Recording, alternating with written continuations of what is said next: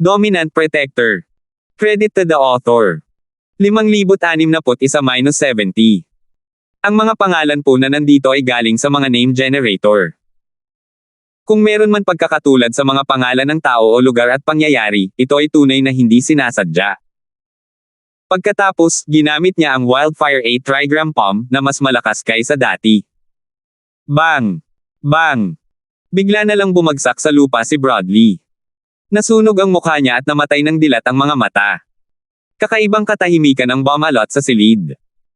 Sina nakatatandang kapatid na si Ian at ang Logan Faye ay parehong nakatingin kay Broadly na nasa sahig ng walang ekspresyon at hindi sumagot ng matagal. Pagkatapos ng mahabang panahon, umatras ang dalawa at tumingin kay Terence na parang may kalaban silang kalaban. Sabay silang huminga ng malalim. Maayos pa rin ang nakatatandang kapatid na si Ian, ngunit natakot sa kanyang katinoan. Kailan pa naging ganito kalakas ang sinaunang espiritong ito?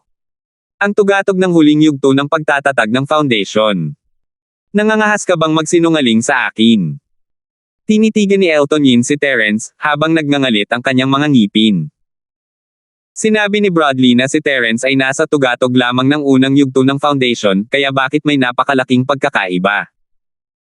Ang dalawang konsepto ay ganap na magkaiba, at si Elton Yin mismo ay nasa tugatog lamang ng huling yugto ng foundation. Hindi ko alam. Nasa tugatog pa lang siya ng maagang yugto ng pagtatatag ng foundation noon. Kung hindi sana kami nakatakas ng buhay ni Brother Sun noong nakaraan. Nauutal na sabi ni Logan Faye. Kalahating buwan pa lang ang lumipas, at hindi niya maisip kung paano biglang tumaas ng mabilis ang lakas ng primordial spirit na ito hanggang sa tugatog ng huling yugto ng pagtatatag ng foundation. Sa katunayan, hindi lang sila ang hindi nakaisip nito, maging si Terence mismo ay hindi rin nakaisip nito. Ang isang piraso ng hindi magandang uling ay hindi lamang nagbigay daan sa kanya upang mabuo muli ang kanyang sinaunang espiritu, kundi mabilis din niyang nabawi ang kanyang lakas. Kung alam lang niya na mangyayari ito, hindi sana niya hinayaang umalis si Linlin. Siyempre, hindi kailanman iisipin ni Linlin na magiging kapaki-pakinabang ang uling.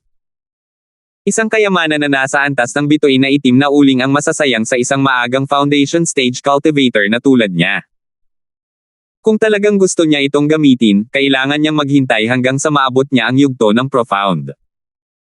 Hindi pa rin alam kung mayroong ganitong antas sa sinaunang mundo ng pakikipaglaban, lalo na kung makakarating siya sa yugto ng profound gamit ang sarili niyang lakas.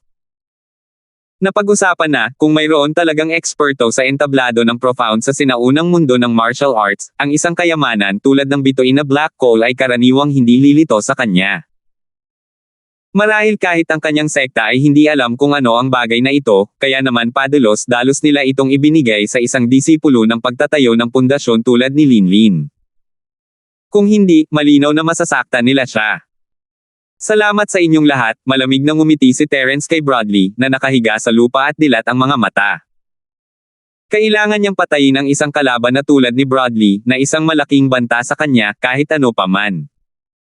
Hindi lang si Broadly, kundi pati na rin ang kanyang nakatatandang kapatid na si Ian. Tutal, ang mga taong ito ay likas na kaaway ni Terence, at walang posibilidad na magkasama silang mabuhay. Napaka-arrogant naman ang primordial spirit mo. Hindi mo naman siguro iisipin na magiging maayos ang lahat pagkatapos mong patayin ang junior marshal brother Sun, di ba? Hindi kaya ako, isang peak late foundation stage expert, ay isang walang kwentang tao. Pangiinis na sabi ng senior brother na si Ian. Ang kanilang lahi ay dalubhasa sa pagsugpo sa mga espiritual na bagay tulad ng mga sinaunang espiritu. Karaniwan, madali nilang madudurog kahit ang mga nasa parehong antas.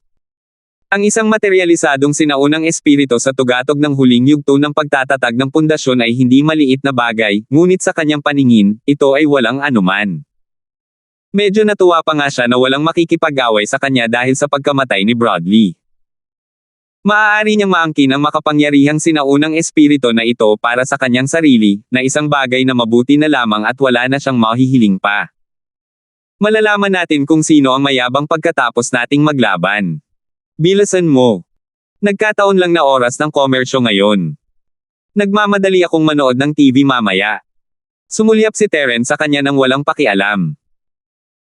Bagamat ang Yuan spirit body ay mas mahina kaysa sa pangunahing katawan, at hindi ganoon kadaling hamanin ang isang taong mas mataas ang antas gaya ng pangunahing katawan, hindi siya magiging Terence kung hindi niya kayang patumbahin ang isang master na kapantay niya. Kamatayan ang hinahanap mo. Galit na galit si Elton sa mga sinabi ni Terence, at 3 hakbang na lang ang layo niya kay Terence. Isang maikling kutsilyo ang lumitaw sa kanyang kamay, nakatago sa ilalim ng kanyang manggas, at itinutok niya ito kay Terence. Anong klaseng sekta ito? Bakit ba ang hilig niyong lahat na palihim na umatake at magtago ng mga gamit sa loob ng inyong mga manggas? Wala namang bago rito, bahagyang ngumiti si Terence at umiwas. Bagamat relax ang kanyang tono, hindi naman siya pabaya. Ang nakatatandang kapatid na si Yin ay talagang mas malakas kaysa kay Broadly. Ang maikling kutsilyo ay ginamit na parang multo, at ang mahalaga ay mayroong isang patong ng mahinang aura dito. Tila partikular itong nakatarget sa mga primordial spiritual objects. Kapag bahagyang naputol ito, hindi maisip ang mga kahihinatnan. Sa tingin mo ba makakatakas ka sa akin? Malamig na singgal ni Senior Brother Yin at agad siyang hinabol na parang anino. Isang maikling kutsilyo lang ang nilero niya na may maringal na aura, at ang kanyang mga pag-atake ay parang bagyo. Sa sandaling iyon, nasa panganib si Terence. Para siyang isang maliit na bangka sa gitna ng bagyo, handang masira anumang oras. Gayunpaman, ang nagpatigil kay Elton ay ang itsura ni Terence na parang nasa bingit ng kamatayan sa tuwing inaatake niya si Terence, ngunit palagi niya itong nalalampasan. Kahit na medyo nahihirapan ng ipagpatuloy ang mga nakakabaliw na atake ni Elton, hindi pa rin niya kayang saktan si Terence. Nakakapanlumo talaga ang resultang ito. Hindi kaya. Hindi niya kayang gawin iyon ng ganoon kabilis. Wala pang ang 3 minuto. Hindi ka ba nahihiya bilang isang lalaki? Nakita ni Terence na tumigil na ang lalaki sa pag-atake, at sinimulan niya itong kulitin ng walang awang. Ikaw. Muntik nang mabugay ng dugo ang nakatatandang kapatid na si Yin. Ginamit na nga niya ang lahat ng kanyang lakas ngayon lang, pero ang bilis ng primordial spirit na ito ay napakabilis. Tila nahuhulaan nito ang kanyang mga galaw ng maaga. Sa tuwing babaguhin niya ang kanyang galaw, na dapat sana'y hindi maiiwasan, naiiwasan ito ng kabilang panig ng maaga. Paano siya lalaban? Hindi tayo pwedeng magpatuloy ng ganito. Biglang naisip ni Senior Brother Yin ang Blood Spirit Cat. Natural lang na alam niya ang alam ni Broadly, pero natatakot siya sa alchemy fire nito, kaya hindi niya ito ginamit. Pero wala nang ibang paraan ngayon. Hindi niya kayang patayin si Terence ng mag-isa. Kailangan niyang kumuha ng ilang blood spirit cats para pigilan si Terence. Hanggat may pagkakataon siya, madali niyang mapupunit ang kaluluwang ito. Sa isang pag-iisip, agad na tinawag ni Senior Brother Yin ang 3 blood spirit cats. Bagamat hindi sila kasing dami ni Broadly, mas malakas sila sa individual na lakas. Kapag nawasak na ang mga bagay na ito, daranasin niya ang negatibong epekto ng kanyang primordial spirit. Mas mahalaga ang kalidad. Anong ginagawa mo? Hindi ba't sabay niyo akong aatakihin? Kasabay nito, sinaway din ng nakatatandang kapatid na si Yin si Logan, na nagtatago sa likod at nanunood ng palabas. Oh! Mahinang tugon ni Logan, ngunit hindi siya nang ahas na lumapit, na parang nakaapak ang kanyang mga paa sa lupa. Gumawa lamang siya ng isang senadorias mula sa malayo. Kahit si Broadly, isang late foundation stage, ay napatay sa isang galaw lang, isa pa lang siyang mid-foundation stage. Alam na alam niya ito, kaya kahit anong sigaw ni Elton, magkukunwari lang siya, hindi niya talaga isusuko ang buhay niya. Basura! Nang makita ito, puno ng puot na nagmura ang nakatatandang kapatid na si Yin, ngunit sa oras na ito, hindi niya mapipilit si Master Fei. Tutal, hindi naman siya kasekta ni Master Fei. Anong karapatan niya para utusan siya? 5,662. Hindi na siya makaasa kay Fei na tagapangalaga ng kalusugan, ngunit dahil sa 3 blood spirit cats, hindi natatakot si Elton na may gawin si Terence. Kung maglalakas loob si Terence na gamitin ang kanyang refinement fire laban sa kanyang blood spirit cats, tiyak na ilalantad niya ang kanyang sarili sa proseso, at matatadtad siya ng kutsilyo ni Elton at magiging isang tumpok ng mga piraso ng essence spirit. Agad na inutusan ni Elton ang 3 blood spirit cats na umatake. Kasing laki lang ng silid, at naisip niya na kahit gaano kabila si Terence, hindi niya ito maiiwasan. Gayunpaman, biglang tumigil si Terence. Nako, ang bilis naman matapos ng patalastas. Kailangan ko ng bilasan. Sumulyap si Terence sa tatlong blood spirit cats at ngumiti kay Elton, mukhang mahilig kayong mag-alaga ng mga pusa, at bawat isa sa kanila ay mas pangit kaysa sa nauna. Pero iba ako, mas malaki at mas maganda ang pusa ko kaysa sa iyo. Anong sabi mo? Nagbago ang mukha ni Elton, akala niya'y nagbibiro lang si Terence nang makarinig siya ng malalim na dragon's roar. Isang bahaing dragon na nabuo dahil sa hangaring pumatay ng 5 elemento ang lumitaw mula sa kawalan. Hindi na hinintay na umatras ang tatlong dugong spirit cat, sinunggaban sila nito at walang awang hinabol. Kinagat nito ang isa hanggang mamatay gamit ang bibig, kinamot ang isa hanggang mamatay gamit ang mga kuko, at tinaboy ang isa hanggang mamatay gamit ang buntot. Ang tatlong dugong spirit cat ay napatay sa isang iglap. Ito ay isa lamang normal na killing intent na may 5 elemento, hindi ang killing intent na may 8 trigram. Gayunpaman, ang paggamit nito laban sa isang simpleng foundation stage practitioner ay labis na nakakapangilabot. Magagamit lamang ito ni Terence ngayon pagkatapos lumakas ng husto ang kanyang lakas. Kung kalahating buwan na ang nakalipas, hindi niya magagamit ang kahit isang killing intent kahit papagsamahin niya ang lahat ng kanyang chi. Kita mo, ibang klase sila. Sa susunod kong buhay, magkakaroon ako ng mas mabangis na alagang hayop. Sa ganoong paraan, matatakot ko ang mga tao. Ngumiti si Terence at biglang lumitaw sa harap ni Elton. Hindi nakapag-react si Elton dahil sa negatibong reaksyon mula sa pagpatay sa tatlong blood spirit cats. Sa harap ni Terence, wala siyang lakas para lumaban. Dama po ang mabangis na palad ni Terence na may apoy na 8 trigram sa mukha niya, at sinundan niya ang mga yapot ni Broadly. Sa isang panig ay si Broadly, at sa kabila naman ay ang nakatatandang kapatid na si Ian. Pareho ang pagkakamatay ng dalawang bangkay. Sa sobrang takot, umihi si Logan Faye nang makita niya ang eksenang ito. Pumunta siya rito para maghiganti, pero sino ang mag-aakala na ganito ang magiging resulta?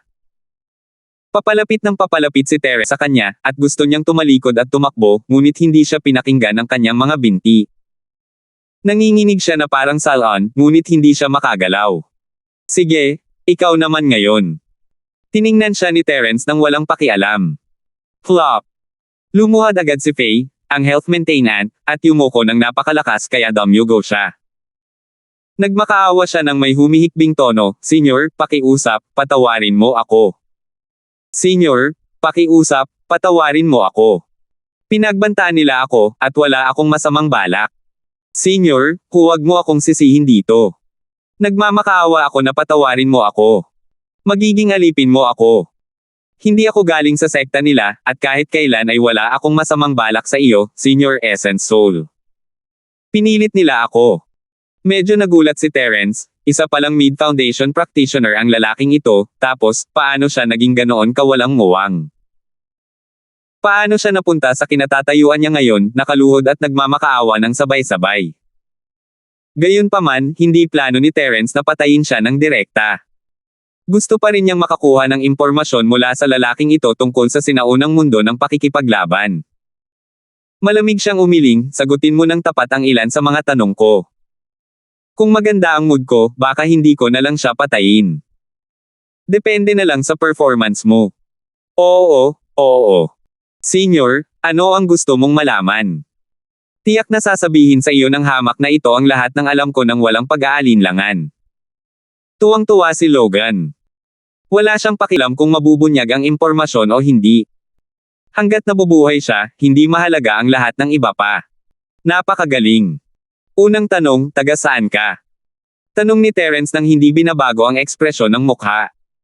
Kami ay mula sa maliit na Jiangho ng sinaunang panahon. Ang partikular na lugar ay ang Shenongja. Mayroong isang pormasayo ng teleportasyon doon na isang sinaunang daanan. Gayunpaman, ang lugar na iyon ay maaari lamang mapanatili sa loob ng 1 taon. Magsasara ito pagkatapos ng 1 taon. Si Faye, isang tagapangasiwa ng kalusugan, ay naging napakatapat. Bahagyang tumango si Terence. Ito ang sagot na ibinigay sa kanya ni Linlin dati, ngunit minadali niya itong sinabi, kaya hindi alam ni Terence ang kanyang sinasabi. Ngayong naipaliwanag na ito sa kanya ng Logan Faye, sa wakas ay naintindihan na niya. Lumalabas na maaabot lamang niya ang sinaunang maliit na Jiangho sa pamamagitan ng isang pormasayo ng teleportasyon. Hindi nakakapagtaka na hindi ito natuklasan ng sekular na mundo. Hindi nakakapagtaka na sinabi ni Linlin na maaari lamang siyang manatili sa loob ng 1 taon. Pagkatapos ng 1 taon, magsasara ang pormasayo ng teleportasyon, at tiyak na hindi na siya makakapanatili sa sekular na mundo. Pangalawang tanong, ano ang ginagawa mo sa sekular na mundo? Patuloy na tanong ni Terence. Ito ang tanong na pinakagusto niyang malaman, kung hindi dahil doon, hindi sana siya nagsikap na mapalapit kay Linlin, at hindi sana nangyari ang lahat ng ito. Dahil sa pagsasanay na minsan sa 1,000 taon na nararanasan ng mga sinaunang sekta, bawat sekta sa sinaunang Jiangho ay nagpapadala ng mga disipulo ng pundasyon sa sekular na mundo upang maranasan ito.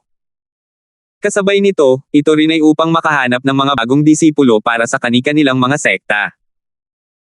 Bagamat kakaunti ang espiritual na enerhiya sa sekular na mundo, marami pa ring tao, kaya maaaring may mga henyo sa cultivation na may espiritual na ugat na 1 sa 1,000,000. Upang mapasaya si Terence at mailigtas ang kanyang buhay, ibinuhos ni Faye, isang health maintainer, ang lahat ng kanyang nalalaman ng walang pagpipigil. Tinitigan ni Terence ang ekspresyon ng mukha nito at alam niyang hindi ito nagsisinungaling.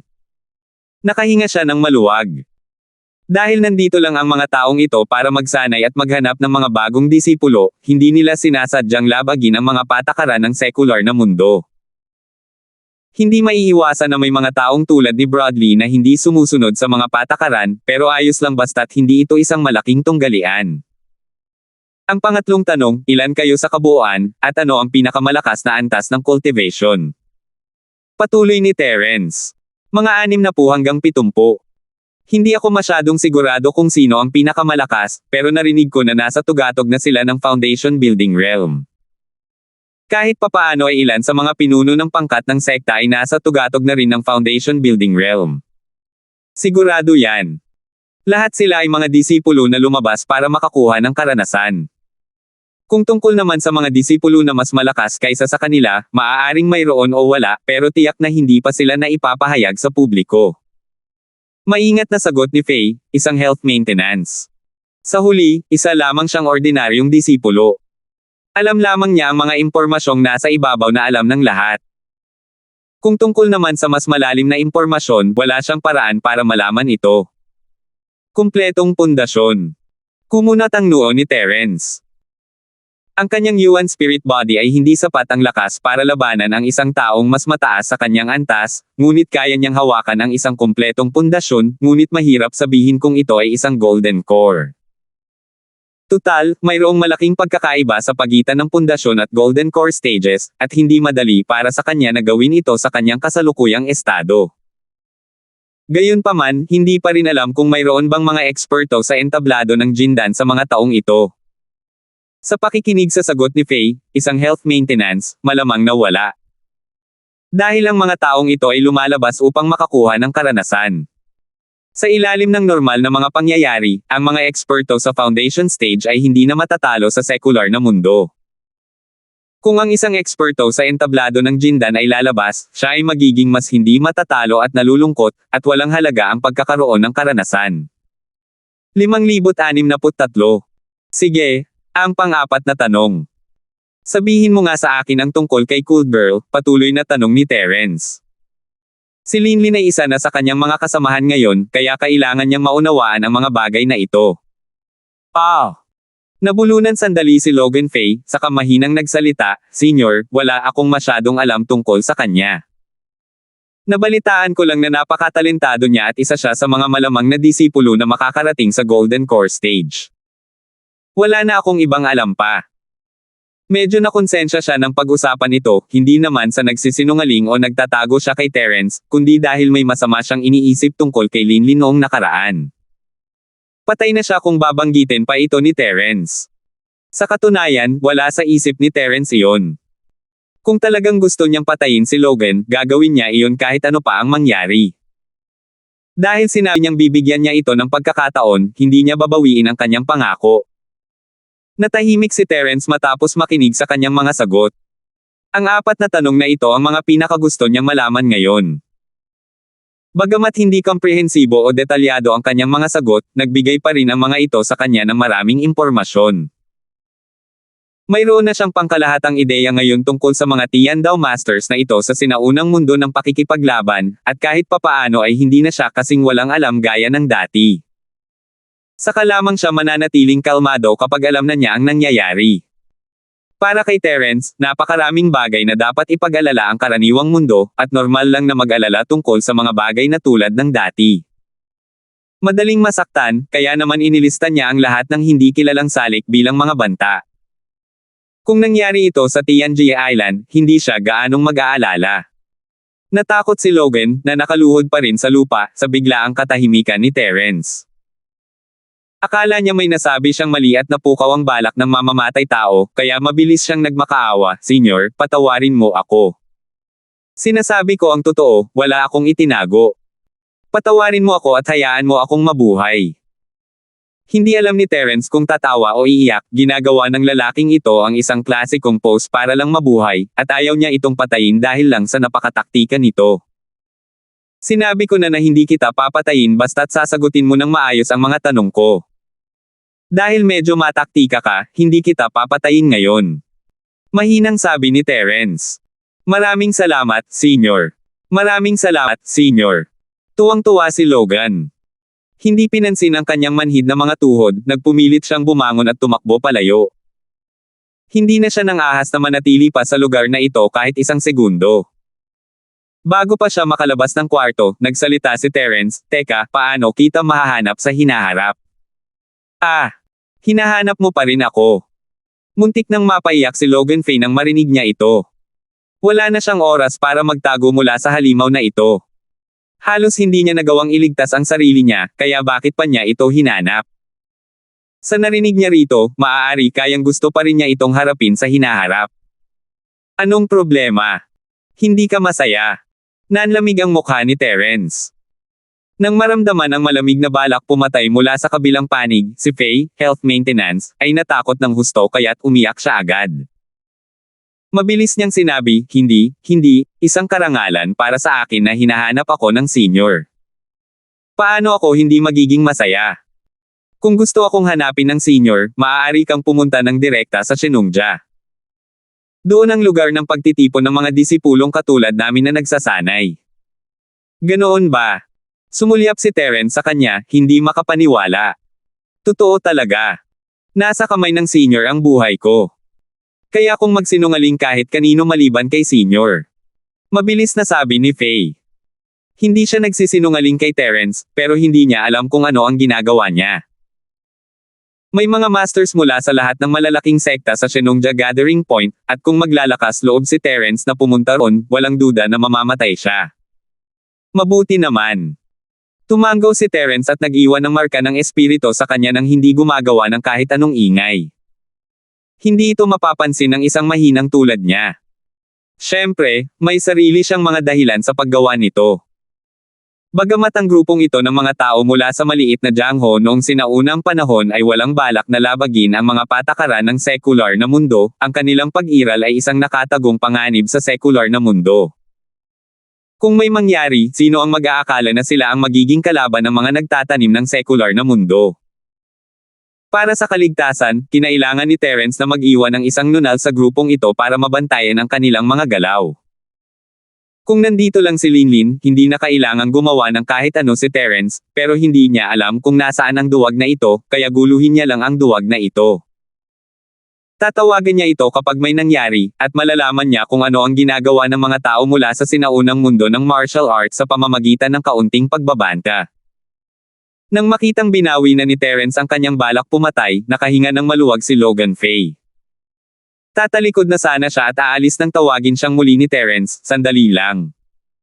Flop! Nanlambot ang mga tuhod ni Faye, ang health maintenance, at lumuhad siyang muli. Isang mid-foundation stage practitioner ang labis na natakot kay Terence kaya't tumulo ang luha sa kanyang mukha. Tiningnan niya si Terence nang may kaawa-awang tingin, aaminin ko talaga ang lahat. Senyor, pakiusap, iligtas mo ang buhay ko. Hindi alam ni Terence ang sasabihin. Medyo nakonsensya siya nang makita ang mukha ng lalaki. Itinuro niya ang dalawang bangkay na nakahiga sa lupa. Nakakainis ang 2 taong ito, pwede mo na silang ilabas. Huwag mong kalimutan na ito ay ang secular na mundo. Kung talagang iniwan nila ang 2 bangkay ng walang dahilan, magdudulot ito ng malaking gulo. Bukod pa rito, hindi alam ang pagkakakilanlan ng 2 bangkay na ito. Kung sakaling pumutok ang usapin ng hindi sinasadya, magiging problema ito. Oo. Nakahinga ng maluwag si Faye, isang health maintenance. Hindi siya katulad ni Terence, na kailangang mag-alala tungkol sa mga batas ng secular na mundo. Mabilis niyang binuhat ang 2 bangkay at tumalikod para umalis, natatakot na pigilan siya ni Terence kung magiging mabagal siya. Tama na ang mga kinatatakutan niya ngayon, aatakihin siya sa puso kung matatakot pa siya ng ilang beses. Pagkaalis ni Logan, mabilis na tumayo si Terence at lumabas din ng silid. Isang buong buwan na ang nakalipas mula nang ipakita ang kanyang espiritu. Medyo komplikado ang buong proseso, ngunit halos hindi niya nakamit ang kanyang layunin.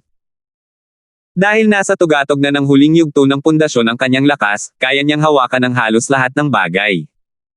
Panahon na para bumalik sa lungsod ng Stonegate. Hindi napigilan ni Terence ang bamaantong hininga habang lumilingon sa silid. Sa wakas ay nagkita na sila muli ni Amara at ng iba pa, at hindi niya kayang bitawan si Linlin. Maaaring wala siyang dalisay na puso noong hinahabol niya ito, ngunit walang dad ang magkasama silang dalawa pagkatapos ng lahat ng ito. Sa puso ni Terence, si Linlin ay hindi naiiba kay Cheryl at sa iba pa. Pareho silang soulmate na kailangan niyang tretuhin ng may pag-aalaga at pagmamahal. Hindi napigilan ni Terence ang bamaantong hininga bago umalis, hindi niya akalang magiging ganito kapakinabangan ng uling, o makakapagdala siya ng mga cold pabalik sa lungsod ng Stonegate ngayon. Habang pabalik si Terence sa lungsod ng Stonegate, hindi pa nakakalayo si Linlin. Nagtatanim siya sa isang hidden forest malapit dito. Ang kailangan na lang niyang gawin sa susunod na kalahating buwan ay ang tunawin ang gamot. Hanggat natutunaw niya ang Class 5 at Class 4 na Great Recovery Pills, sapat na ito para gumaling ang kanyang mga pinsala. 5,664. Ang dahilan kung bakit niya isinugol ang pananatili rito ay para makahanap ng pagkakataong bumalik at tingnan ito. Isang buwan naman ang inuupahang bahay, at gusto niyang makita kung naroon pa rin si Terence kapag natapos na ang kontrata ng pag-upa, at kung kinuha ba nito ang kanyang kayamanan. Siyempre, alam ni Linlin na hindi mataas ang posibilidad na nandito pa rin si Terence. Umaasa lang siya sa isa sa 10,000 pagkakataon. Gayunpaman, bago pa siya makabalik, nakita niya sina Bradley at ang iba pa na bumabalik. Mabuti na lang at nagtatago siya sa gilid ng burol at pinigilan ang kanyang aura, kaya hindi siya natuklasan ni na Bradley at ng iba pa. Gayunpaman, nahalata niya mula sa mga galaw ng kabilang panig na ang mga taong ito ay papunta sa inuupahan niyang lugar. Nagulat at nag-alala si Linlin, paano kung naroon pa rin si Terence? Bagamat napakaliit ng posibilidad, paano kung? Hindi niya namamalayan na gusto sanang bumalik ng mas maaga para magulat, ngunit sa huli ay natalo siya ng kanyang katwiran. Kung isasantabi ang katotohanang maaaring matagal nang pumanaw si Terence, kahit na narito pa ito, wala nang silbi para sa kanya ang bumalik ngayon. Hindi niya maaaring ipagpaliban sina Bradley at ang dalawa pa. Baka hilahin pa niya si Terence pababa.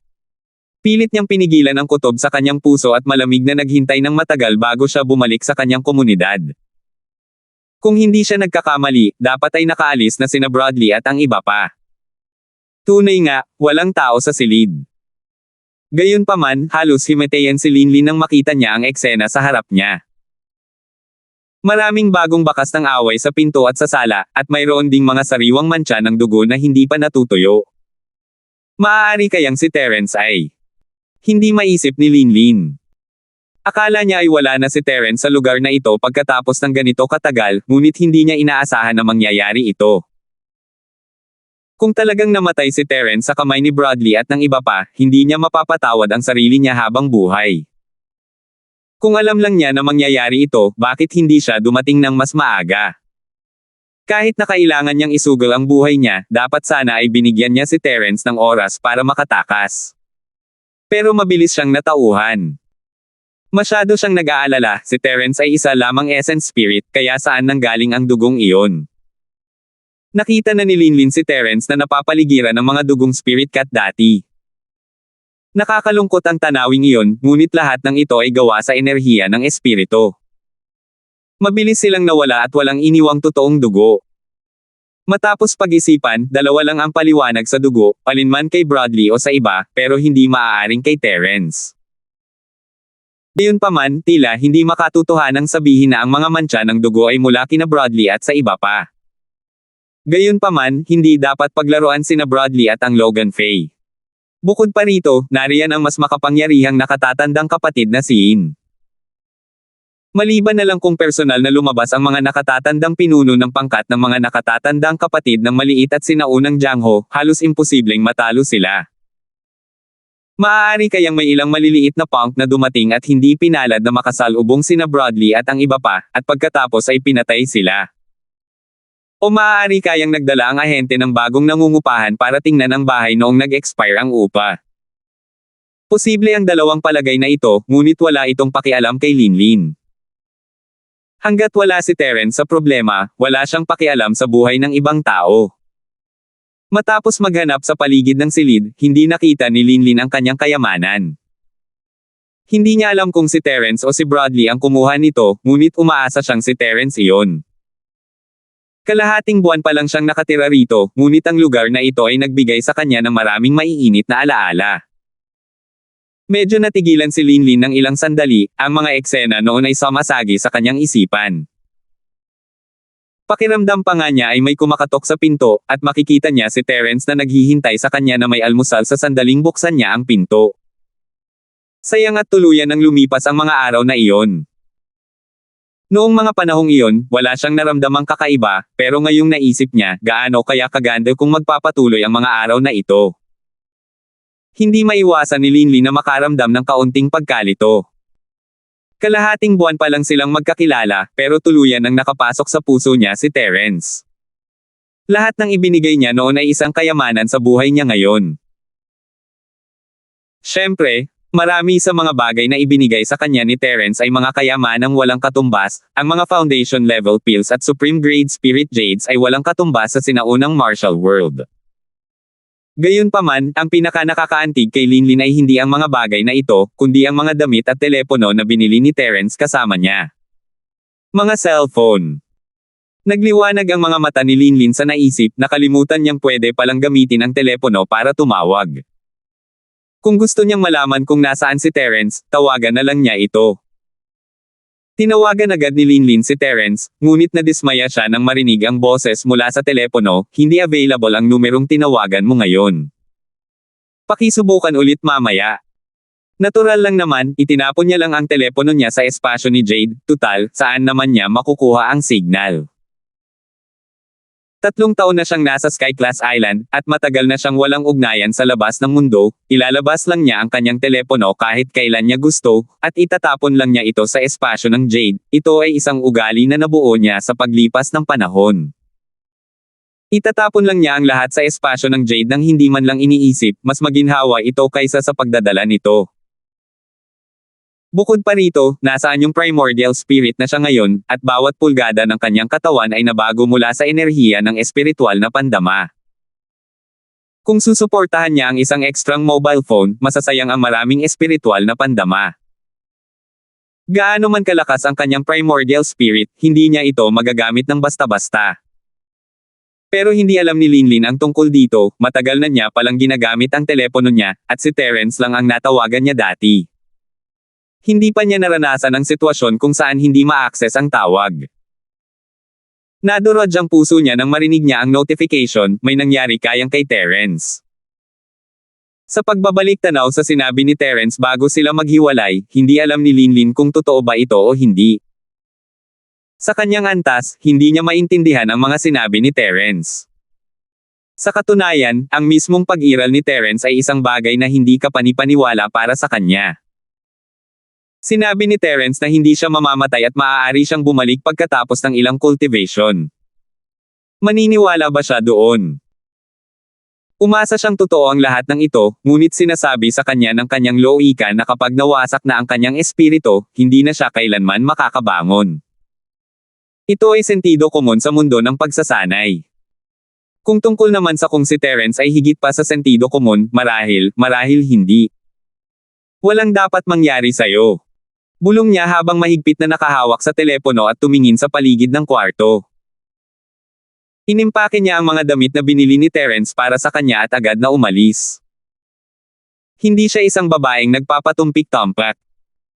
Sa katunayan, mas determinado siya kaysa sa karamihan ng mga lalaki.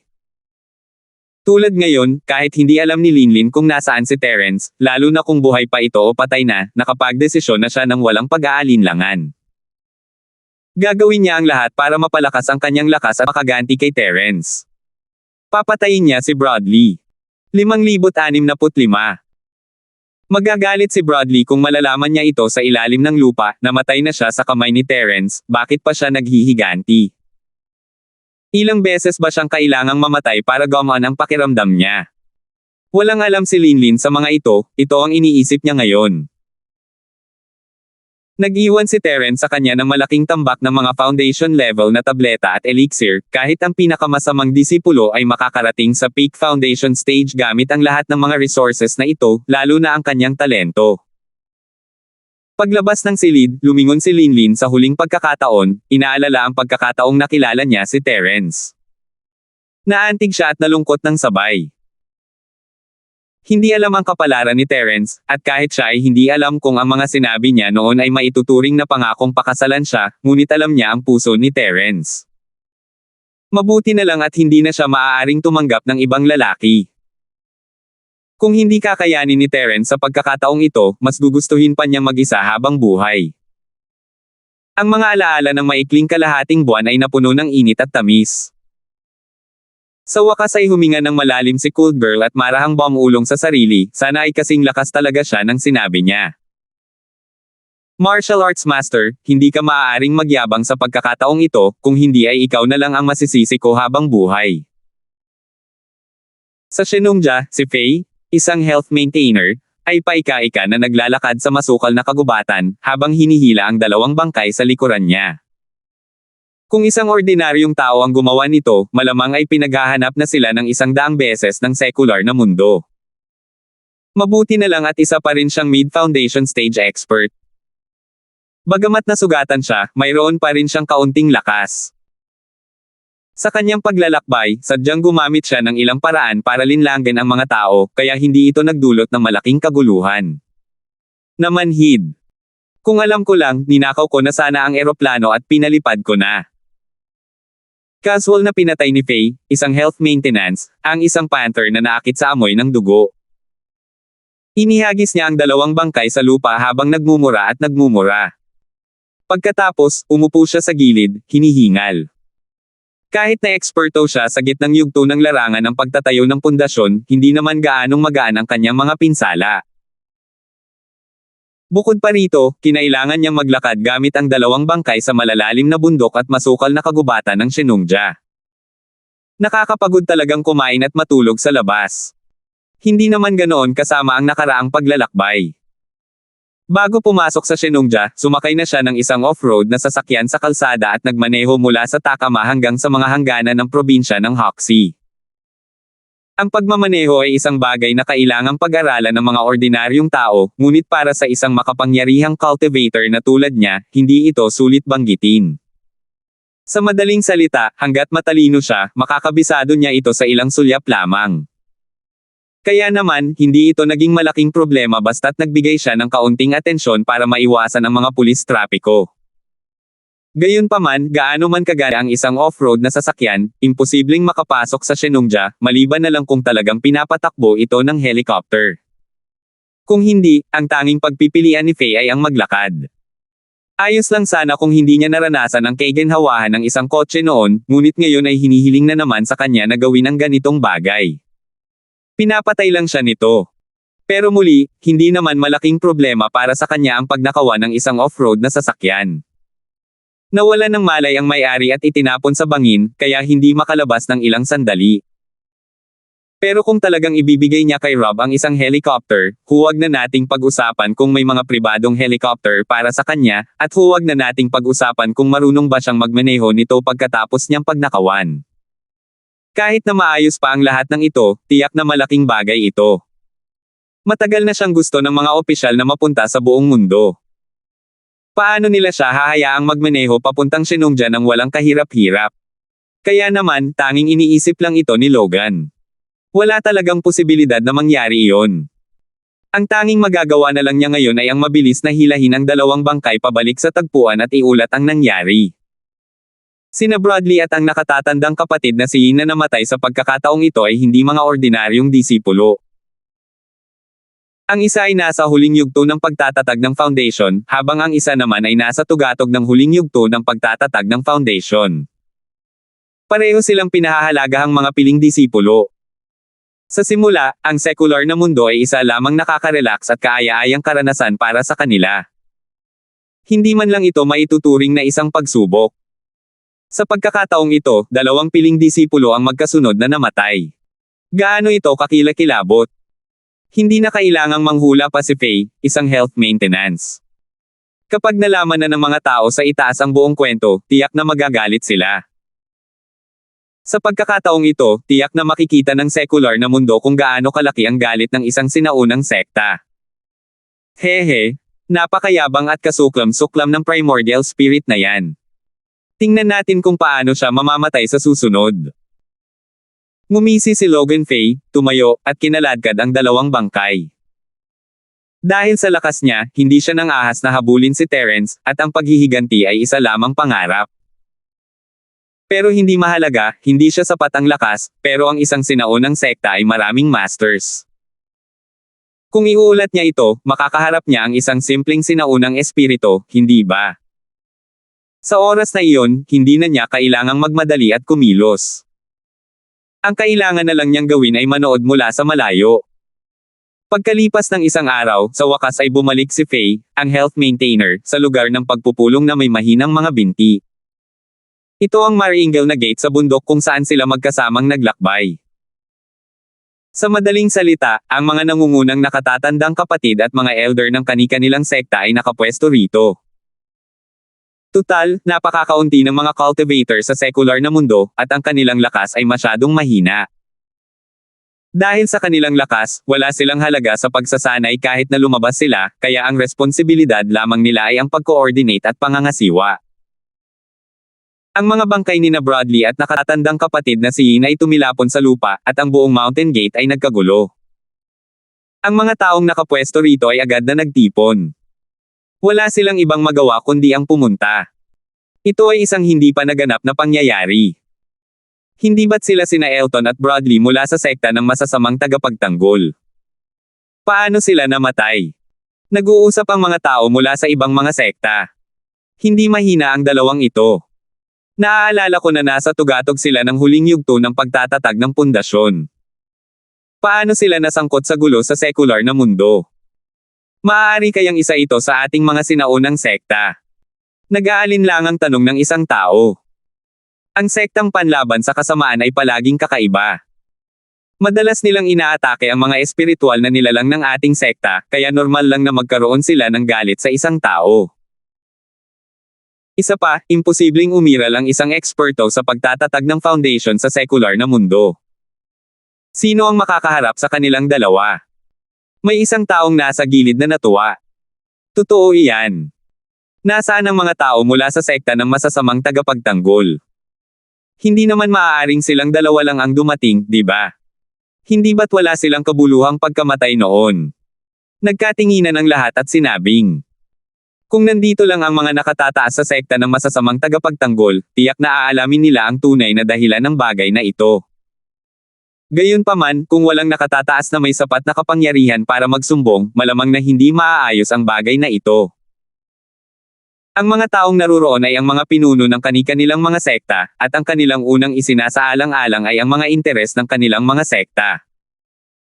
Kung nalaman nila na ang dalawang taong ito ay namatay sa kamay ng mga alagad ng sarili nilang sekta, hindi ba't naghahanap sila ng gulo? Anong nangyayari?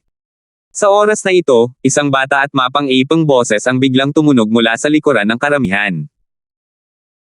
Bagamat lahat ay pinuno ng kani-kanilang sekta, nang marinig nila ang boses na ito, sinasadya pa rin nilang lumabas. Ang lakas ang nagtatakda ng katayuan, at ang lakas ng taong ito ay mas mataas kaysa sa kanilang lahat. Isang binata ang lumabas mula sa karamihan. Bukod sa kanyang makikitid at bahagyang malungkot na mga mata, nagbigay din siya ng isang kahangahangang aura. Ang kanyang aura ay higit pa sa isang antas na mas malakas kaysa sa mga taong naruroon. Isa siyang perpektong tagapagtayo ng pundasyon. 5,066. Kahit na mayroon ding mga perpektong cultivator ng foundation stage sa karamihan, ang kanilang mga antas ng cultivation ay iba-iba sa bawat tao. Ang taong ito ay tinatawag na Jianfeng. Siya ay isang kilalang natatanging talento sa mga kabataan sa maliit na Jiangho noong sinaunang panahon. Siya ay kinilala sa publiko bilang ang nangungunang perpektong cultivator ng foundation stage. Senior Brother Zhu. Mabilis na nagsaludo si Logan Fei. Mukhang alam mo na ang kwento sa loob. Sabihin mo sa akin kung paano sila namatay. Sumulyap si Jianfeng sa dalawang bangkay sa lupa. Bagamat wala siyang kinalaman sa sekta ng pag-iwas sa kasamaan, ang kanyang ambisyon ay maging numero 1 sa mga kabataan sa sinaunang mundo ng pakikipaglaban. Ang karanasang ito sa secular na mundo ay isang pambihirang pagkakataon upang mabuo ang kanyang reputasyon, kaya hindi niya ito bibitawan. Nagtinginan ng iba, palihim na sinisisi siya sa pagiging mapanghimasok, ngunit hindi nila ito ipinahalata sa panlabas at malamig na nanood lamang. Senior Brother Zhou, pinatay sila ng isang immortal soul cultivator. Magalang na sagot ni Logan Fei. Isang immortal na tagapagtatanim ng kaluluwa. Nagulat sina Jianfeng at ang iba pa. Hindi nila naintindihan ang ibig niyang sabihin. Kumunat ang noo nila at sinabing, magsalita kayo ng malinaw. Ang primordial spirit ay primordial spirit, at ang mga tagapagtatanim ay mga tagapagtatanim. Ano ang meron sa primordial spirit cultivator? Maaari ba silang mga nakatagong Panginoon ng isang sinaunang sekta? Bueno, kahit hindi ko alam kung saan nanggaling ang taong iyon, sigurado akong hindi siya taga-Jiangho natin noong unang panahon. Ang alam ko lang ay isang primordial spirit iyon, pero isa itong primordial spirit na maaaring mag-materialize. Napakalakas nito. Hindi niya katapat sina Brother Sun at Brother Yin at madali silang napatay, paliwanag ni Logan Fei. Isang essence soul cultivator na nagmaterialise. At madali pa nga niyang mapapatay ang isang peak late foundation stage expert. Lahat ay natigilan at napakunot ang noo. Ang peak ng late foundation stage ay hindi gaanong mas mahina kaysa sa kanila. Hindi ba't nangangahulugan ito na kahit sila ay maaaring hindi kalaban ng primordial spirit cultivator? Mayroon bang ganitong pag-iral sa secular na mundo? Nagdududang tiningnan siya ni Jianfeng. Ang ganitong uri ng bagay ay talagang lampas sa kanyang katinoan. Kinurot niya ang kanyang baba at nag-isip, Junior Brother Fei, huwag mong sabihin sa akin na mayroon kang isang bagay na hindi mo masabi sa akin, kaya sinasadya mong gumawa ng ganoong kwento at hindi sinabi ang totoo. Bagamat siya at ang health maintainang na si Fei ay kapwa-disipulo, wala silang malalim na koneksyon. Upang maitatag ang kanyang personal na prestihiyo, siya, si Jianfeng, ay gagawa rin ng isang bagay tulad ng pag-una sa katwiran kaysa sa pamilya. Hinding-hindi.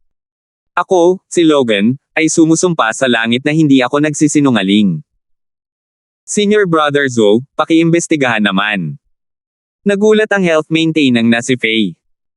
Nang makitang hindi pa rin siya pinaniwalaan ng lahat, nagsimula siya sa simula. Maganda ang personal na relasyon namin ni Bradley, kaya magkasama kaming naglakbay papunta sa experiential learning. Kalaunan, nakarating kami sa bulubunduking lugar sa paligid ng lungsod ng Takama sa secular na mundo, at nakilala namin ang primordial spirit master na ito sa masukal na kagubatan.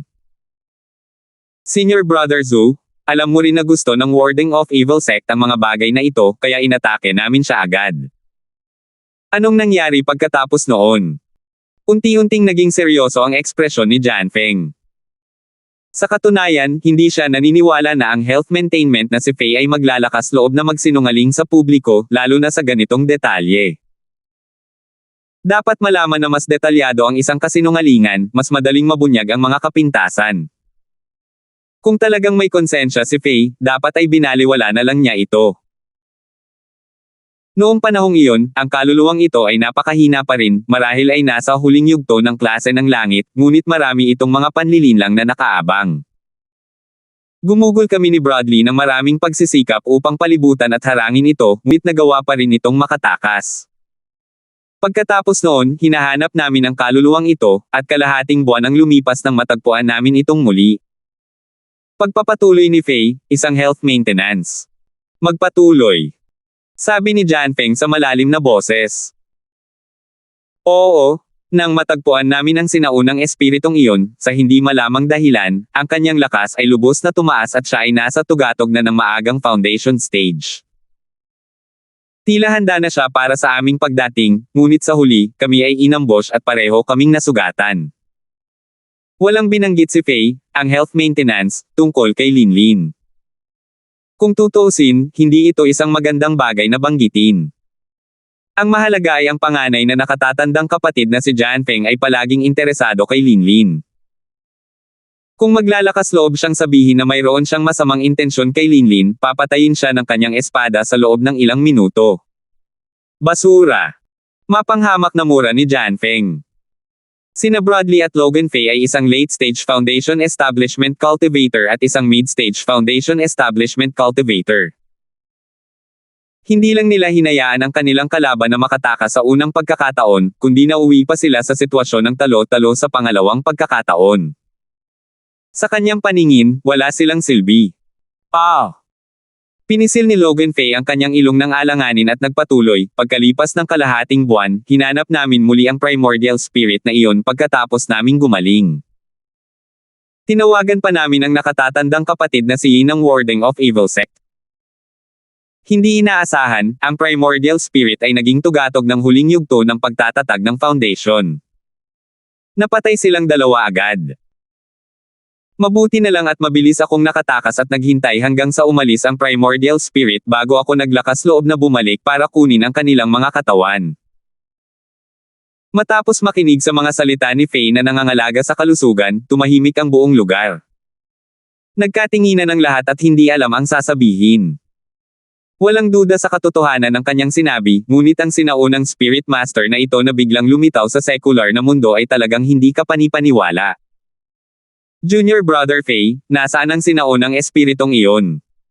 Tanong ni Janfeng pagkaraan ng mahabang panahon. Nasa Takama City ako dati, pero hindi ko alam kung nandoon pa rin ako. Anong ibig mong sabihin, Senior Brother Zhu? Tanong ni Logan Faye.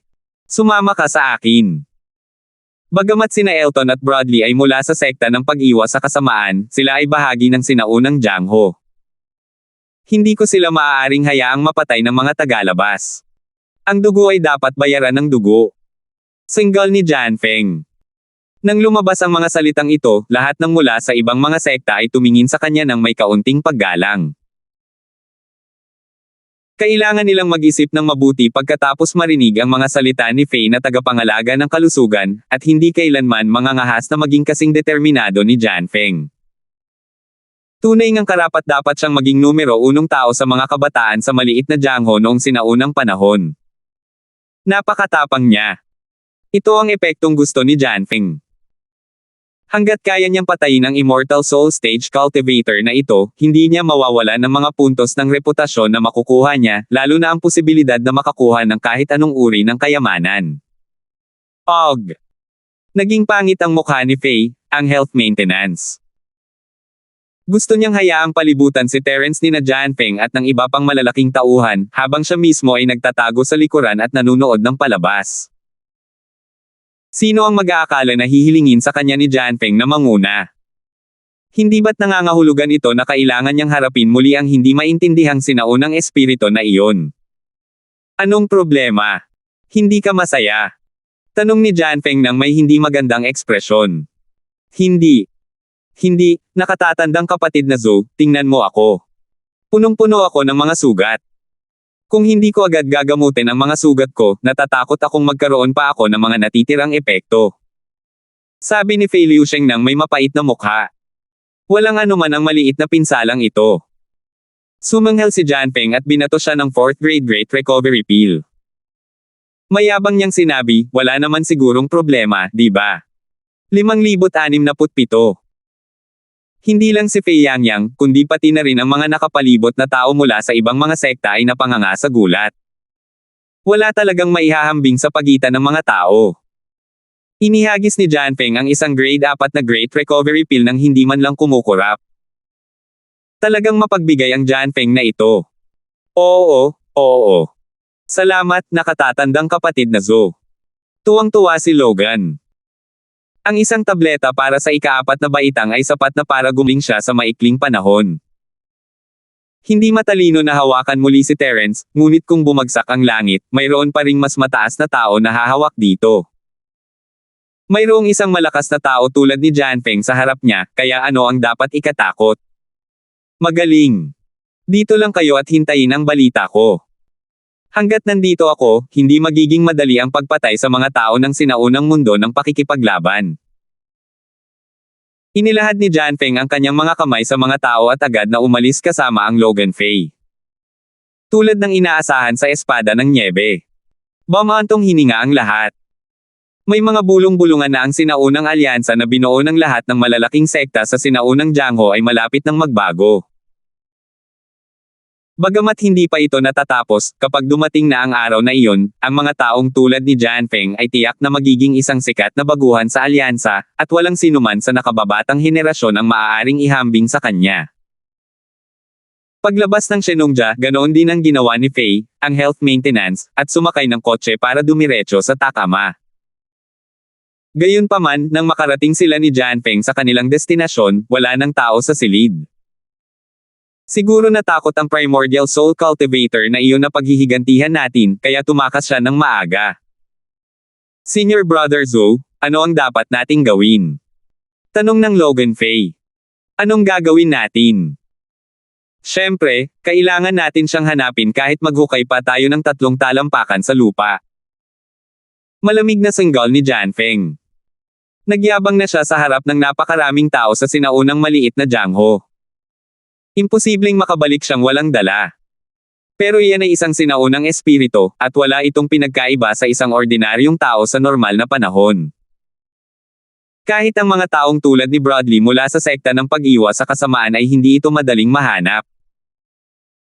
Parang naghahanap ng karayom sa tumpok ng dayami kung aasa lang tayo sa nakatatandang kapatid na si Zhu, sabi ni Logan ng may mapait na mukha. Sinabi ko bang personal ko siyang hahanapin? Sumulyap si Jianfeng sa kanya at sinabing, Senior Marshal Brother Zhou, balak mo bang pakilyusan ang iba pang mga disipulo ng maliit na Jiangho ng sinaunang panahon para hanapin ito ng sama-sama? Nagliwanag ang mga mata ni Logan Fei. Kung sasabihin niyang si Terence ang public enemy ng sinaunang martial world at hihilingin sa lahat ng mga disipulo na hanapin siya ng sama-sama, mas mataas ang magiging tagumpay. Tanga, ilang disipulo na ang nasa training ngayon. Napakalawak ng secular na mundo, paano natin sila mahahanap lahat? Tiningnan siya ni Jianfeng na parang nakatingin sa isang tanga. Og! Hindi napigilan ni Fei, ang health maintenance, ang mamula, ganoon nga ang nangyari. Sino ang nakakaalam kung gaano katagal bago mailabas ni Terence sa common world ang isang maliit na grupo ng mga tao mula sa sinaunang martial world? Kung gayon, paano natin sila mahahanap? Hindi ba't sinabi mo na ang Primordial Soul Cultivator na ito ay mula sa secular na mundo? Kung gayon, natural, ipapaubaya natin siya sa secular na mundo. Terena, bahagyang ngumiti si Jianfeng. Saan tayo pupunta? Natigilan si Fei, isang health maintenance officer. Ang Supernatural Investigation Bureau. Sinasabing lahat ng mga magsasaka sa secular na mundo ay pinamamahalaan nila. Dugo para sa dugo. Nandito kami para maghanap ng hustisya. Natural na magkakaroon ng hustisya pagdating namin doon. Parang pagpatay ng 2 ibon gamit ang isang bato. May nanunuyang ngiti si Jianfeng. 2 ibon na may isang bato. Hindi maintindihan ni Fei na tagapangalaga ng kalusugan. Ang paghahanap ng hustisya ay isa lamang sa mga dahilan. Tungkol naman sa pangalawang dahilan, maaari natin silang direktang mahanap at humingi ng mga bagong disipulo na may magagandang kwalifikasyon. Makakatipid tayo nito ng maraming abala, walang pakialam na sabi ni Jianfeng. Isa siyang radikal na tao sa simula pa lang. Masasabing hindi niya sineseryoso ang secular na mundo mula sa kaibuturan ng kanyang puso. Ang karanasang ito sa secular na mundo ay malinaw na nagsasaad na ang kaayusan ng secular na mundo ay hindi maaaring guluhin. Sa totoo lang, hindi niya ito masyadong pinag-iisipan, lalo na pagdating sa paghahanap ng mga bagong disipulo. Walang alinlangan na ito ay isang napakatangang paraan ng pag-asa sa ilang dosenang mga disipulong may karanasan lamang para makahanap ng karayom sa tumpok ng dayami. Mula sa pananaw ni Jianfeng, ang pinakamahusay na paraan ay dumiretso sa punto at pumunta sa Supernatural Investigation Bureau. Matapos makuha ang impormasyon ng lahat ng mga cultivator sa secular na mundo mula sa kanila, kinailangan na lang nilang salain ang mga ito isa-isa at piliin ang mga nakakatugon sa mga kwalipikasyon ng isang sinaunang sekta at alisin sila. Bakit kailangan pa nilang dumaan sa napakaraming paghihirap para manatiling tahimik?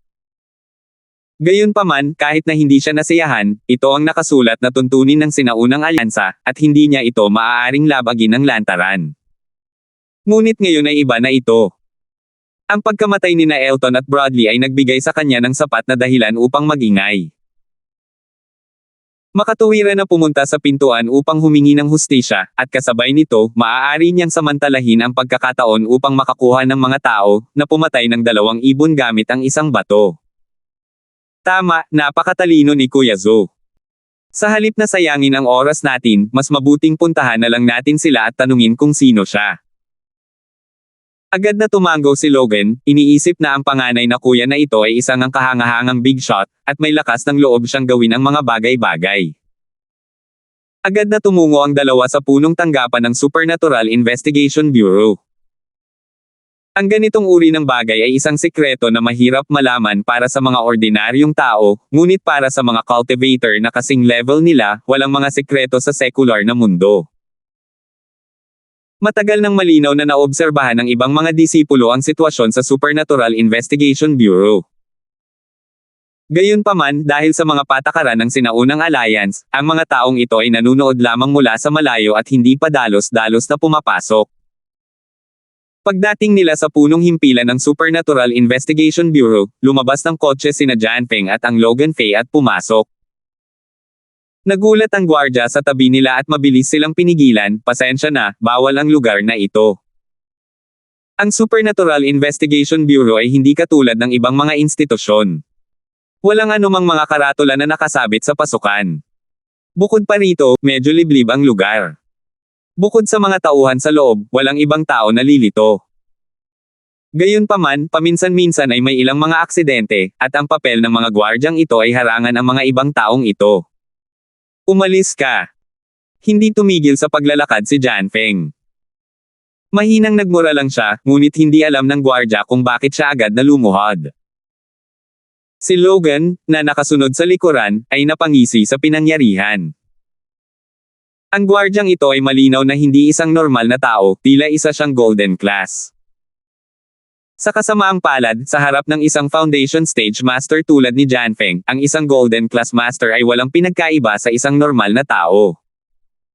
Isang tingin lang niya ay sapat na para mapaluhod ka. Matandang Wu, ayos ka lang ba? Nakita ito ng ilang miyembro na dumaan at mabilis siyang pinalibutan. Tinulungan nila siyang tumayo at nagbiro, matandang Wu, masyado kang magalang. Hindi ka ba nasugatan noong nakaraang operasyon? Hindi mo kailangang lumuhad sa harap ng lahat. Isa pa, hindi ito si Chief Fein o Chief Song. Kahit lumuhad ka pa sa harap niya, hindi ka niya maibabalik sa operations team, hindi ba? Kalokohan. Babalik ako sa operations team pagkagaling ko. Nandilim ang mukha ni Old Wu. Kahit siya mismo ay hindi alam ang nangyari. Marahil ay manhid lang ang binti niya. Gayunpaman, nang tumingin siyang muli kina Jianfeng at sa kabilang lalaki, ang kanyang mga mata ay puno ng kaunting takot. Sinabi niya ng hindi mapagkumbaba o mayabang, pasensya na, pakipakita po sa akin ang iyong pagkakakilanlan. Id. Nagpakita ng mataas na tingin si Jianfeng, at walang pakialam na sinabi, hindi ko kailangan ng id para pumunta kahit saan ko gusto.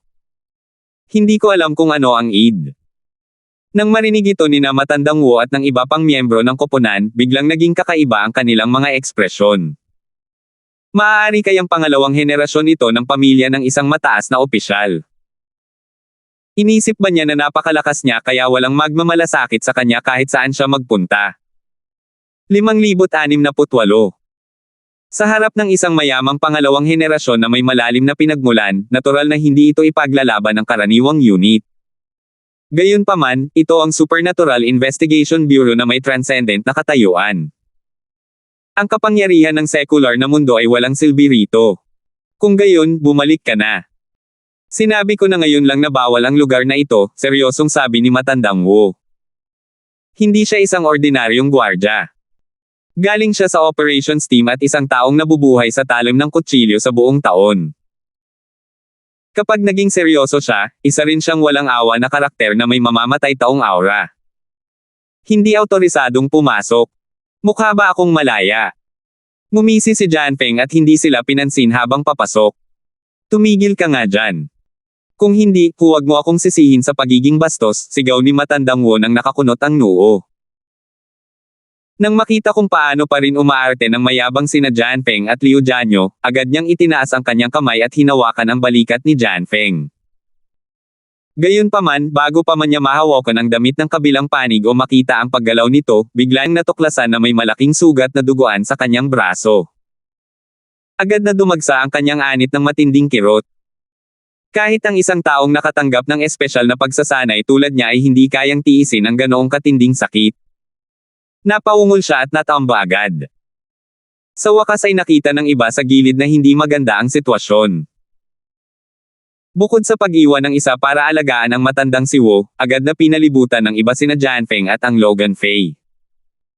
Kasabay nito, tumunog ng malakas ang alarma ng Supernatural Investigation Bureau. Halos lahat ng miyembrong naiwan ay sabay-sabay na nagtakbuhan palabas. Sina Janfeng at ang Logan Fei ay naging tampulan ng kritisismo ng publiko nang walang anumang pag-aalinlangan. Sino ka?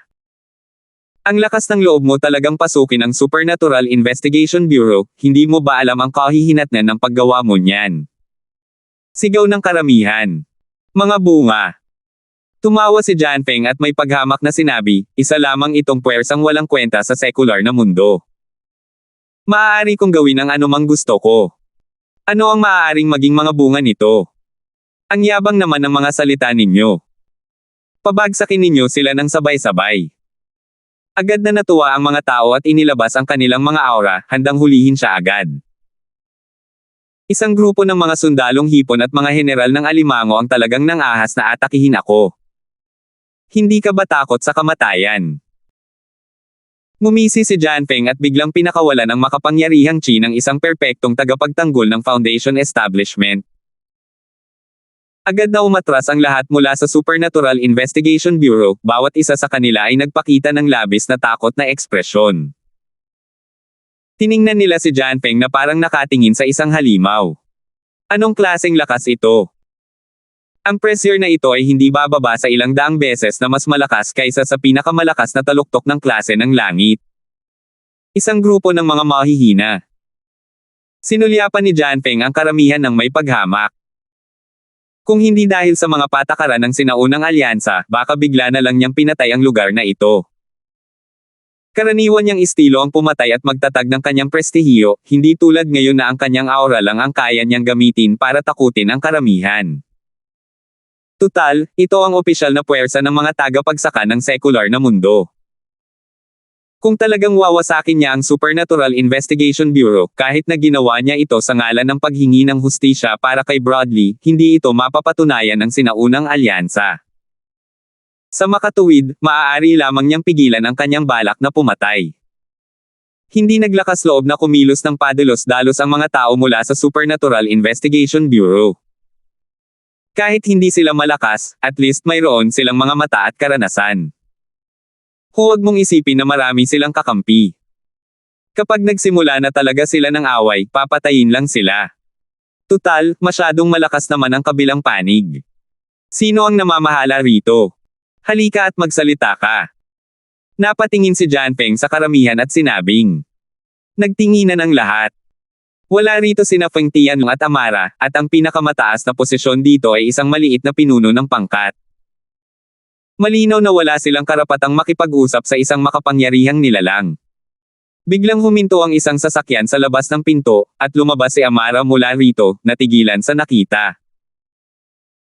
Noong nakaraang buwan, may mga ulat tungkol sa mga aktibidad ng mga hindi pamilyar na matataas na antas na cultivator sa lahat ng dako. Bilang Deputy Director ng Supernatural Investigation Bureau, naging abala siya. Sa madaling salita, kahit saan pa man may impormasyon ng mga saksi, kailangan niya itong personal na imbestigahan. Bagamat wala pang detalyado at tumpak na balita sa ngayon, ang bilang at lakas ng mga hindi pamilyar na matataas na antas na cultivator na ito ay talagang nakakabahala. Hindi niya inaasahan na makikita niya ito pagkabalik niya mula sa kanyang imbestigasyon. Isa siyang Sky Class Full Master, at hindi naman siya mahina, pero kung ikukumpara sa aura ni Jianfeng, hindi man lang siya karapat-dapat banggitin. Hindi man lang sila magkapantay. Nabigla siya, ngunit si Amara ay isa pa ring vice-director, at marami na siyang karanasan sa mga nakalipas na taon. Ang kanyang katapangan ay malayong-malayo sa mga ordinaryong tao, kaya't pinakalma niya ang sarili at pumasok. Anong nangyari? Tanong ni Amara sa mahinang boses. Chief Song? Hindi ko alam kung saan nanggaling ang taong ito, bigla na lang siyang pumasok ng walang dahilan. Mabilis na nagulat si Old Wu, na nasugatan. Ikaw ang boss dito. Lumingon si Jianfeng. Para siyang nagmamataas, pero ang mga mata niya ay nakatutok kay Amara. Paano nagkaroon ng ganito kaakit-akit na babaeng practitioner sa mundong ito? Siya ay matapang at bayani, mas magaling kaysa sa mga sinaunang babaeng iyon sa maliit na Jiangho. Sa katunayan, sawang-sawa na siya sa pagpapahalaga sa estetika. Tulad ng kung paano magugulat ang mga modernong tao kapag bigla silang nakakita ng isang klasikong kagandahan, siya, na nagmula sa isang sinaunang kapaligiran, ay biglang nakakita ng isang modernong kagandahan. Ito ang karaniwang punto ng mga lalaki. Hindi pa kasama rito ang pagiging isang tagapagtanggol ng pundasyon, maging ang Masters of the Golden Core Stage at ang Yuanying Stage ay pareho. Hindi nagkukulang ng magagandang babae sa sinaunang mundo ng pakikipaglaban, lalo na sa sarili niyang sekta. Maganda si Linlin, at hindi rin siya mas maganda kaysa kay Amara, ngunit magkaiba ang kanilang mga estilo. Ako ang pangalawang direktor ng Special Investigation Bureau, Amara. Maaari ko bang malaman kung sino ka? Tanong ni Amara sa tonong hindi mayabang o mapagkumbaba. Nakikita niya na ang dalawang ito ay ang mga dayuhang practitioner na lumilitaw kamakailan, ngunit ang kanilang lakas ay masyadong nakakagulat, kaya't nahirapan siyang tanggapin. Kahit na binigyan ng malaking kahalagahan ng Supernatural Investigation Bureau ang bagay na ito at nagsagawa pa ng investigasyon bilang pangunahing prioridad, minamaliit pa rin nila ang lakas ng mga taong ito. Napakalakas na kaaway, kahit na magtulungan ang buong Supernatural Investigation Bureau, hindi sila makakalaban. Amara. Mukhang hindi naman pala lubusang walang silbi ang secular na mundo. Para makita ang isang kagandahang tulad ni Miss Song, hindi naman nasayang ang paglalakbay nitong si Zhou. Sa harap ni Amara, halatang mas mahinahon ang kilos ni Jianfeng, at kalmado ang kanyang tono, ako si Jianfeng, mula sa sinaunang alyansa. Habang sinasabi niya ito, si Jianfeng ay nagpakita ng kalmado at relax na saloobin. Si Amara lamang ang nasa kanyang mga mata ngayon. Hanggat ibinunyag niya ang kanyang pagkakakilanlan, tiyak na yuyuko sa kanya si Amara. Ang malalakas ay iginagalang, kahit saan o kailan. Pagkasabi niya noon, lahat, kasama na si Amara, ay nagulat. Bukod sa sabay-sabay na mga hingal, nagkaroon ng ganap na katahimikan. 5,069. May bulong-bulungan sa mga lansangan na mayroong mas sinaunang antas na mas mataas kaysa sa sinaunang antas. Ito ay palaging pinag-uusapan ng mga magsasaka ng sekular na mundo. Bagamat hindi pa ito nakumpirma, lahat ay palaging natutuwa rito. Sa katunayan, halos lahat ay nag-iisip na ang tinatawag na immemorial level ay ang isla na may ranggong langit. Tutal, ang dalawa ay maalamat na mas mataas na antas, at walang salungatan sa kanilang mga pangalan, kaya inakala nila na ang isla na may ranggong langit at ang immemorial level ay iisang lugar, ngunit wala pang nakapunta roon. Gayunpaman, ngayon, matapos matanggap ang liham ni Terence mula sa Sky Class Island, alam ng mga taong tulad ni Amara na ang Sky Class Island at ang sinaunang kaharian ay dalawang magkaibang bagay. Walang sinaunang sekta sa Sky Class Island, at ang 5 isla ng Sky Class ay ibang-iba sa kanyang inaakala. Walang sekta ng 5 elemento o sekta ng pang-araw-araw na pamumuhay, at ang Five Elements Chamber of Commerce ay inatag ni Zhang Liju, na ibang-iba sa sekta ng 5 elemento. Kung tungkol sa kung nasaan ang maalamat na antas ng sinaunang panahon, o kung ito ay umiiral o wala, ang lahat ng ito ay hindi alam. Gayunpaman, ngayon, ang super expert na ito na biglang lumitaw ay biglang nagsabing siya ay mula sa sinaunang alliance. Ang hindi malay na reaksyon ni Amara ay ang sinaunang alliance ay isang maliit na bahagi lamang ng Sky Class Island, at iyon ang dahilan kung bakit hindi ito napansin ni Terence noon. Tutal, maliban sa Sky Class Island, wala na siyang maisip na ibang lugar na may ganitong master. Taga Sky Class Island ka ba? Tanong ni Amara. Sky Class Island. Natigilan sandali si Janfeng bago tumawa. Hindi niya maiwasang mapamura, napaka-ignorant ninyong mga tao mula sa karaniwang mundo, sabi-sabi lang ng Sky Class Island, paano nagkaroon ng Sky Class Island? Ang Immemorial Alliance ay ang Immemorial Alliance. Huwag ninyo silang guluhin. Talaga. Naging kakaiba ang ekspresyon ni Amara, kinukumpirma ng sulat ni Terence ang pagkakaroon ng Sky Class Island, at sinasabi ng lalaking ito na tsismis lang iyon. Hindi ba talaga niya alam, o nagkukunwari lang siya? Siyempre totoo iyan. Alam ko na ang pinakamataas na antas ng mundo ninyo ay ang mga sinaunang sekta, at ang ating sinaunang alyansa ay isang malayang antas na mas mataas kaysa sa mga sinaunang sekta. Kami ang pinakamataas na nilalang sa buong mundo ng cultivation. Ang Sky Class Island at mga katulad nito ay mga chismis lamang, mga bagay na naisip lamang ng mga ignoranti, mayabang na sermonan ni Janfeng. Sa puntong ito, medyo sigurado si Amara na wala talagang alam ang lalaking ito tungkol sa Sky Island. Hindi niya inisip na ang sinaunang alliance at ang Sky Island ay dalawang magkaibang bagay, at ito ay isang malaking sorpresa. Kaya, ang mga high-level cultivator sa labas ay pawang galing sa sinaunang alliance. Tanong ni Amara, kalmado ang mukha. Tama iyan. Sila ang mga disipulo ng sinaunang alyansa na lumabas sa sekular na mundo upang makakuha ng karanasan. Bagamat wala ang kanilang lakas sa sinaunang alyansa, ito ay isang mahirap maabot na kaharian para sa sekular na mundo. Ang bawat disipulo na lumabas upang makakuha ng karanasan ay isang eksperto sa yugto ng pagtatatag ng pundasyon. Buong pagmamalaking sabi ni Janfeng. Isang eksperto sa foundation stage. May ideya si Amara, ngunit nalilito ang iba. Ano ang isang cultivator sa foundation stage? Nako, muntik ko nang makalimutan. Kayong mga taga-secular na mundo ay walang konsepto ng yugto ng pagtatayo ng pundasyon. Sa madaling salita, ang yugto ng pagtatayo ng pundasyon ay isang bagong kaharian na higit pa sa pagkumpleto ng klase sa langit, na siyang tinatawag ninyong yugto ng makalangit na daw. Ang ekspresyon ni Janfeng ay parang isang taong lungsod na nakatingin sa isang taong bukid sa probinsya. Kaharian ng daw sa langit. Napasinghap muli ang lahat. Sa katunayan, nang mag-imbestiga sila noon, natuklasan nila na ang lakas ng mga high-level cultivator na ito ay lampas sa sentido komon. Gayunpaman, dahil hindi sila direktang lumaban, ang kaisipang ito ay hindi malakas. Maraming tao ang nag-iisip na ito ay kanilang ilusyon lamang. Ngayon, sa wakas ay nakakuha sila ng patunay na ang mga taong ito ay talagang mga master ng makalangit na daan. Ang resultang ito ay labis na natakot ang lahat kaya't pinagpawisan sila ng malamig. Mabuti na lang at napigilan nila ang kanilang mga sarili at hindi padalos-dalos na kumilos. Kung may sumugod man at pabagsakin siya, hindi nila malalaman kung paano sila namatay. Tama iyan.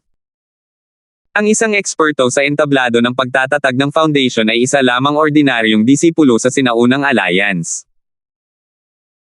Higit sa kanila, may mas makapangyarihang mga eksperto sa entablado ng Golden Core at maging ang mga maalamat na bagong silang na mga eksperto sa Soul Stage. Sinusubukan ni Janfeng na magpasikat sa harap ni Amara, kaya't matyaga siyang nagsalita. Nang makita niya ang gulat na ekspresyon ng lahat, sinabi niya ng may paghamak, malaki ang secular na mundo, ngunit sa mga tuntunin ng cultivation, isa lamang kayong polaka sa ilalim ng balon. Ang tinutukoy ko ay ang pinakamataas na antas na hindi ninyo maisip na mga cultivator ng secular na mundo. Sa katunayan, walang silbi na sabihin sa inyo dahil hindi kayo kailanman makakasalamuhan ng mga nilalang na ito.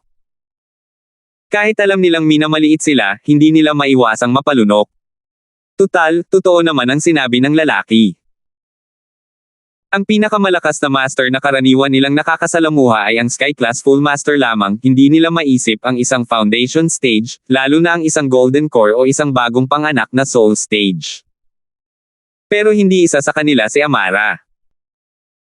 Bukod sa hindi niya alam ang tungkol sa sinaunang alyansa, narinig na rin niya ang tungkol sa mga kaharian na binanggit ni Jan Feng sa mga liham ni Terence, at higit pa roon. Ayon sa mga salita ng kabilang panig, tila ang mga masters ng orihinal na yugto ng sanggol ay mga matataas na antas na ng pag-iral sa sinaunang alliance, ngunit wala sila sa mga isla ng Sky Class. Maraming mga master ang mas mataas kaysa sa orihinal na yugto ng sanggol. Tila ang antas ng sinaunang alliance ay mas masahol pa rin kaysa sa mga isla ng Sky Class. Isang pulaka sa balon.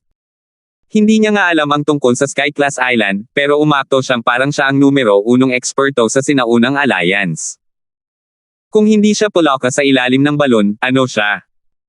Dahil ganoon nga, dapat pakialaman na lang ng sinaunang alyansa at ng mga Amerikanong tagapagsaka sa sekular na mundo ang ating mga gawain. Bakit kayo pumunta sa Supernatural Investigation Bureau ngayon? Tanong ni Amara. Totoo iyan. May patakaran din ang sinaunang alyansa na hindi natin maaaring guluhin ang kaayusan ng sekular na mundo. Kung hindi, dahil sa napakaraming eksperto sa pagtatatag ng foundation na biglang lumalabas para magsanay, matagal nang magulo ang sekular na mundo. Mayabang na tumango si Jan Feng, at sa wakas ay binanggit ang seryosong bagay. Sa simula, hindi tayo nakialam sa usapan ng isa't isa. Pero ngayon, iba na. Dalawa sa mga disipulo ng ating sinaunang alyansa ang namatay. Ano? Nagulat ang lahat. Dahil ang sinaunang alliance ay binubuo ng mga eksperto sa pagtatatag ng foundation, hindi sila matatalo sa sekular na mundo. Paanong dalawang disipulo ang mamamatay ng sabay-sabay? Hindi mo naman sinasabing may kinalaman ang bagay na ito sa aming mga cultivator mula sa sekular na mundo, di ba? Ang pinakamalakas sa amin ay nasa tuktok lamang ng ranggo sa langit, at wala kaming kapantay sa mga disipulo ng sinaunang alliance. Isa pa, hindi pa kami nakakagawa ng ganito dati, at palihim lang kaming nag-iimbestiga. Kumunat ang noo ni Amara.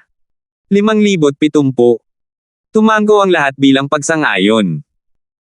Ang una nilang reaksyon ay ang pagkakaroon ng panloob na tunggalian sa sinaunang alyansa. Kung hindi, sino pa ang makakapatay sa isang eksperto sa pagtatatag ng foundation bukod sa kanilang sarili? Alam kong hindi kayo ang may gawa, pero paano naman ang ibang tao? Sinasabi mo ba na kayang kontrolin ng Supernatural Investigation Bureau ang lahat ng cultivator sa sekular na mundo? Umiling si Jan Feng. Sa pagkakaalam ko, walang sino man sa karaniwang mundo ang mas malakas kaysa sa tuktok ng Sky Class. Natatakot akong hindi ka pani-paniwalang sabihin na may kinalaman ito sa karaniwang mundo, sabi ni Amara, hindi mapagkumbaba o mayabang. Hindi ito basta-basta laro, at may kinalaman ito sa buong mundo ng cultivation. Hindi niya ito basta-basta maamin ng ganoon. Huwag kang masyadong maging hambog. Isa sa 2 taong namatay sa aking sinaunang alyansa ay nasa tugatog ng huling yugto ng pagtatatag ng pundasyon, at ang isa naman ay nasa huling yugto ng pagtatatag ng pundasyon. Hindi talaga sila mga taong kayang patayin ng mga ordinaryong cultivator mula sa sekular na mundo na tulad mo. Gayunpaman, ang mamamatay tao ay isang dayuhan, isang cultivator sa anyo ng isang sinaunang espiritu. Dahil inaangkin ng Supernatural Investigation Bureau na sila ang namamahala sa mga cultivator mula sa sekular na mundo, naniniwala ako na dapat kang magkaroon ng impormasyon tungkol dito, sabi ni Jan Feng nang may katiyakan. Isang immortal na tagapagtatanim ng kaluluwa. Natigilan si Amara, at gayon din ang iba. Ano iyon? Hindi nyo talaga alam. Tiningnan ni Snowsword ang blankong ekspresyon ng lahat at hindi niya maiwasang magulat. Kahit na walang tumpak na impormasyon, dapat may mga chismis tungkol sa primordial soul cultivator na ito, tama ba? Hindi ko pa naririnig yan. Umiling sina Amara at ang iba pa. Nabulunan si Jan Feng. Napansin niyang hindi nagkukunwari ang mga tao, kaya sinabi niya, kahit ano pa man, kailangang magbigay ng paliwanag ang mga disipulo ng ating Primordial Alliance sa kanilang pagkamatay sa sekular na mundo. Kailangan nating imbestigahan ang Primordial Soul Cultivator na ito. Kung wala kayong mahanap, tayo na mismo ang gagawa. Kumikirot ang puso ni Amara nang marinig ito. Malinaw ang nakatagong kahulugan, sa sandaling simula ng sinaunang alyansa ang pag-iimbestiga sa bagay na ito, mawawala ng kontrol ang mga bagay-bagay. Kung hindi sila mag-iingat, maaari silang magdulot ng mas malaking gulo, at ang mga magsasaka ng sekular na mundo ay haharap sa isang biglaang pag-ulan ng dugo. Nag-isip sandali si Amara at sinabing, iimbestigahan ng Supernatural Investigation Bureau ang usapin ng mga Primordial Soul Cultivator. Dahil may patakaran ng sinaunang alliance na huwag guluhin ang kaayusan ng sekular na mundo, mas makabubuting ipagpatuloy ito upang hindi magulo ang mga bagay-bagay. Napakahusay, naniniwala ako sa sinseridad ni Miss Song. Tumanggaw si Janpeng at tila walang balak umalis. Nagtanong siya, sabi mo lang ikaw ang deputy chief dito. Kung gayon ay maaari mo akong asikasuhin para makilala ang iyong direktor. Mayroon pa akong mahalagang bagay na pag-uusapan sa iyo. Wala si Chief Fane. Maaari mo akong sabihin ng direkta kung mayroon, sabi ni Amara sa tonong hindi mapagkumbaba o mayabang. Hindi niya sinusubukang maging mayabang, ngunit marami na siyang karanasan bilang isang deputy director.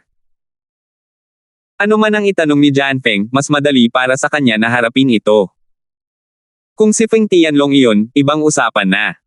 Walang lugar para sa negosasyon. Sige, palitan natin ang lokasyon kung gayon. Tumingin si Janpeng sa paligid at sinabing. Ang susunod niyang sasabihin ay sarili niyang desisyon. Bago niya ito gawin, hindi niya ito basta-basta maaaring ipagkalat. Kung hindi, magiging masama kung ang balita ay makarating sa pandinig ng mga nakatataas sa sinaunang alyansa. Sige, sumunod ka sa akin. Dinala ni Amara sina Janpeng at Logan Fei sa meeting room at pinauwi ang lahat ng may kasamang senyales. Naupo ang magkabilang panig sa silid ng pagpupulong, at saka lamang buong pagmamalaking sinabi ni Janpeng, ang aming sekta ay kumukuha ng ilang mga disipulo sa pagkakataong ito. Hanggat mayroon kang mga kwalifikasyon, maaari kang sumama sa akin pabalik sa sinaunang alyansa. Nagre-recruit ng mga disipulo.